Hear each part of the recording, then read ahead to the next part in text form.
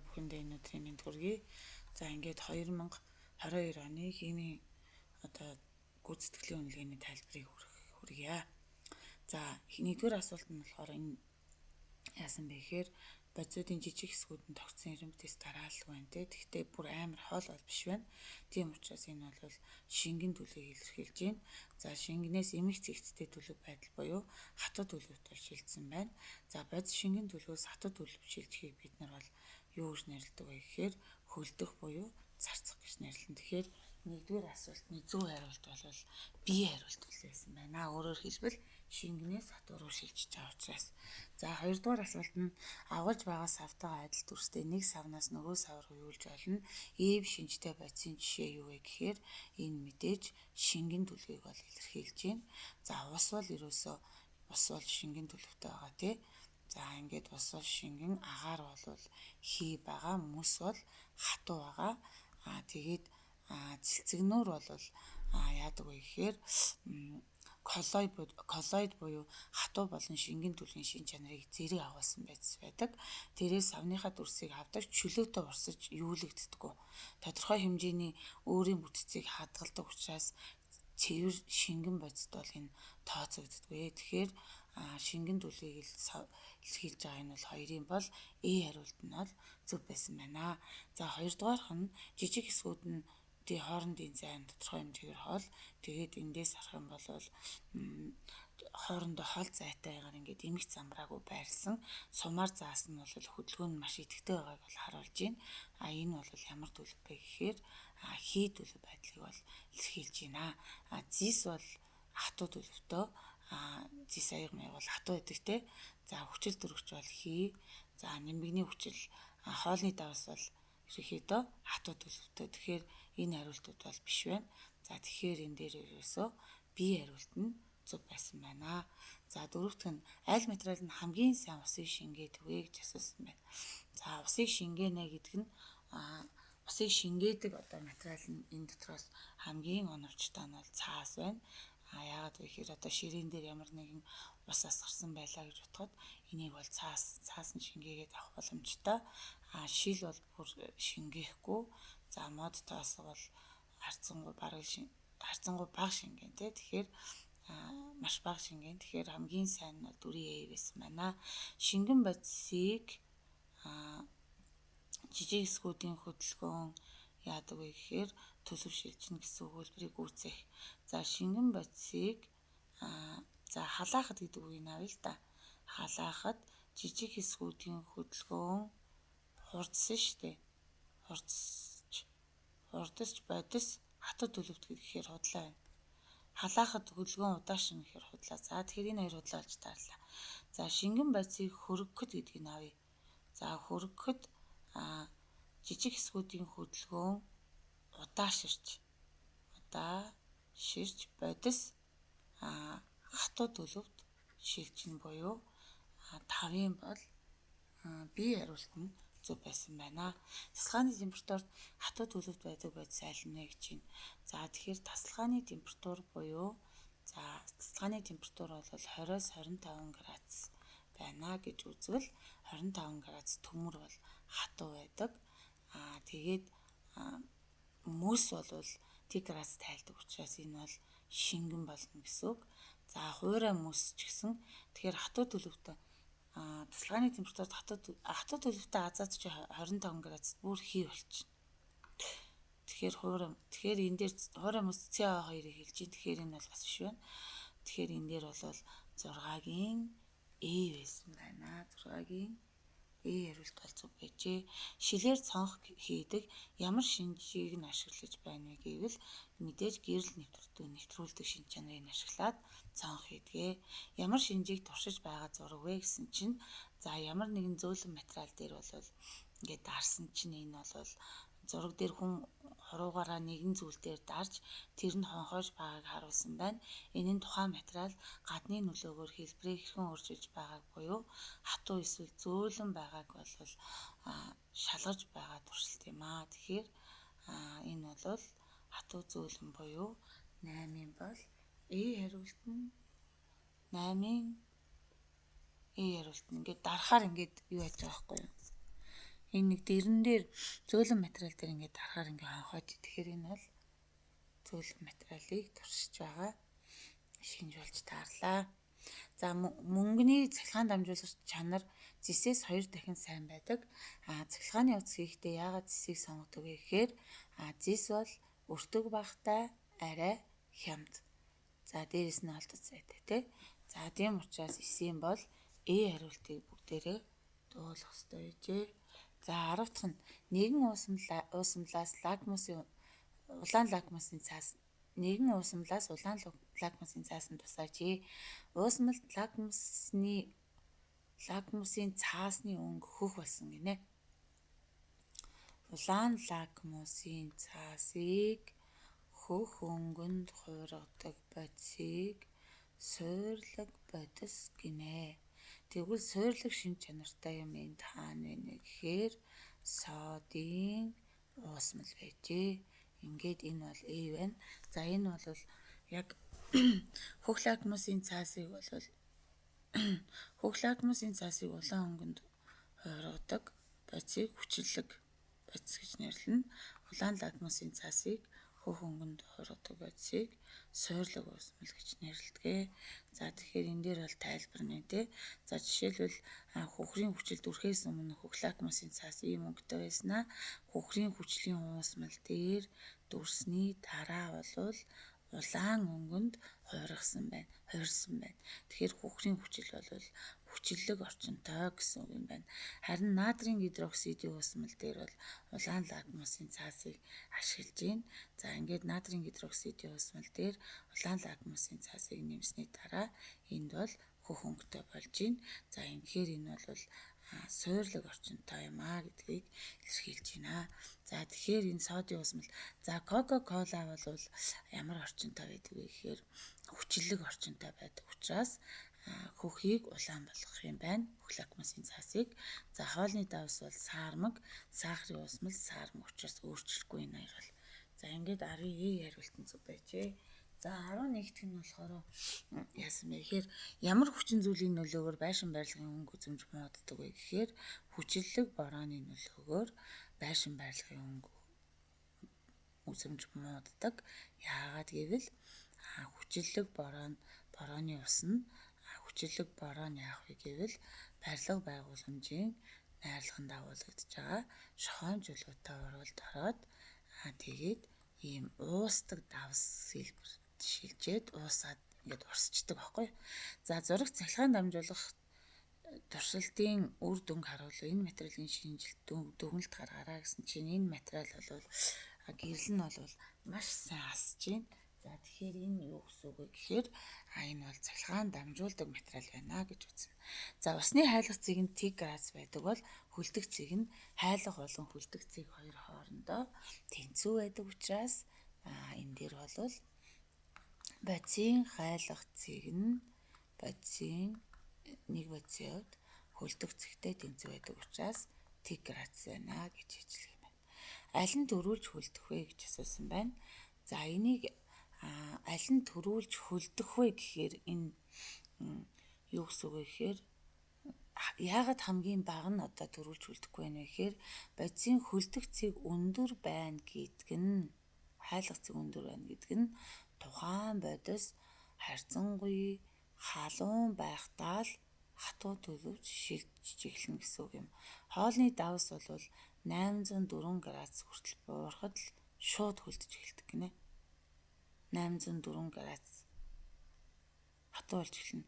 Ус тэг градус хүртэл доошлж байж хөлдөнө. Азот бол хосох 210 градус асар доош буурж иж ясар их буурж ирж хөлдөнө. Аль нь төрүүлж хөлдөх вэ? За төрүүлж хөлдөх зарчимнэр бол бид нар бол бодисуудыг бүгдийг нь маш өндөр температурт хайлуулсан байгаад гэж үзье. За энийг бол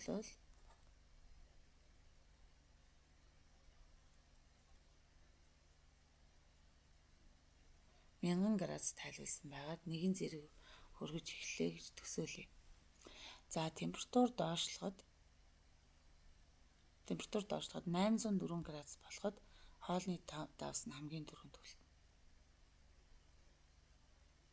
Бид байцуудыг бүгдийг нь маш өндөр хэмд хайрлуулсан байгаа зэрэг үргэлжлүүлээ. Дараа нь үргэлжлүүлэн хөргөсөөр Тиграс болоход ус хөлдөнө. Хамгийн сүүлд хамгийн их үүдэн болоход буюу ас 210 градусаас ас 218 градус дээр азот хүчилтер хүч 2 хөлдөнө. Тиймээс хайлах цэг нь хамгийн өндөр бодис хамгийн төрүүлж хөлдөж хатууд үлвжилж байна. Хамгийн бага тэгэхээр энэ дээр бол хоолны давс нь юм байна. 14-ийн аль нь төрүүлж хөлдөх вэ? Тий. За үснэгтэн мэдээллийг ашиглан материалуудын дулаан дамжуулах чанарыг өсөх дарааллаар байрлуулно. Хамгийн бага нь энэ мод байна. За модтой энэ хариулт. За дараа нь хөнгөн цагаан байна. Хөнгөн цагаантай. Дараа нь цэс байна, мөнгө байна. Хамгийн сайн цэглэхэн дамжуулдаг нь мөнгө байна. Ингээд 15-ын бол C хариулт нь зөв байжээ. За улаан ладмусын цаасыг хөх өнгөтэй болгодог уламжлалт шинжтэй материалыг бид нар суйрлаг бодис гэж нэрлэнэ. Улаан ладмусын цаасыг хөх өнгөтэй болгодог уламжлалт шинжтэй бодисыг бид нар суйрлаг бодис. Сурагч нэгэн бодисын хайлах цэгийг тодорхойлох туршилтыг хийж үр дүнг үснэгтэн тэмдэглэсэн. За энэ бодисын хайлах цэг нь хэд вэ гэсэн чинь сурагч хайлах услах цэг бол яах вэ гэвэл тодорхой нэг утга дээр тогтмол болдог. Хайлах услах цэг тогтмол. Цэврүүцийн хайлах услах цэг тогтмол гэдэг. Тэгэхээр одоо энэ тогтмол болсон цэг нь бол ерөнхийдөө хайлах цэг гэсэн үг. Тэгэхээр хайлж эхлээд тогтмол болно гэдэг бол 41 градус бол хайлах цэг нь хэд вэ гэхээр 41 градус буюу 17-гийн D хариулт нь байжээ. За ижил хэмжээтэй материалын ус шингээх чадварыг туршсан туршилтын үр дүнг харуулсан. За тэгсэн чинь хамгийн сайн дамжуулдаг нь бол 41 гэж энэ хоёр. За гэхдээ энэ хоёрыг ерөөсөө оруулаагүй. За 7 буюу салфетик 1-р орно. За 2-дугаарт нь хөвөн даав орхно. Энд чинь бол даав гэсэн байна. Тэгэхээр энэ биш байна. Дараа нь даав орно. Дараа нь торго орно гэхээр энэ бол 18-ийн D хариулт нь зөв байсан байна. 19 нь содын усмал дээр метил оранжийг тусаахад за хүнсний сод бол суйрлаг усмал юм аа. За энэ үн дээр метил оранжийг тусаахад ямар өнгө үзүүлэх вэ гэдгийг үзсэнтэй. За тэгэхээр суйрлаг шинжтэй усмал дээр метил оранж индикаторыг тусаахад шар өнгөтэй болсон байна шүү дээ. Саармаг шинжтэй усан дээр метил оранжийг тусаахад улбар шар болсон байна. Хүчлэг шинжтэй хөхрийн хүчлийн усмал дээр метил оранж индикаторыг тусаахад улаан улбар шар юм байна. Тэгэхээр суйрлаг усмал дээр бол шар болох. Гэхдээ содын усмал чи анх бол өнгөгүй байгаа шүү дээ. Өнгөгүйгээс шар болно буюу 19-ийн B хариулт нь зөв байсан байна. За 20 бүгдээрээ харъя. Суйрлаг усмал фенолитийн индикаторыг тусаахад за ямар ч ийсэн суур байсан. Энэ дээр хүчлийн усмлыг нэмээд за ингээд фенолитлын тусаас боталин. За суйрлаг усмал фенолитлын ягаан байдаг те. Суйрлаг усмал фенолитлын ягаан. За хүчлэг юмдээ суйрлаг ямыг нэмэхээр саармаг болдог те. За фенолитлын суйрлаг орчинд ягаан байсан бол саармаг орчинд өнгөгүй болох юм байна. Тэгэхээр энэ дээр сая яагаад би саармаг гэж үчээг юм уу? За суйрлаг усмалд ягаан байснаа хүчлэг ямыг нэмэхээр саармаг болно гэдэг бол энд бол өнгөгүй усмал үүснэ гэсэн үг байхгүй. Ингээд Ингэж бичигдээд байгаа.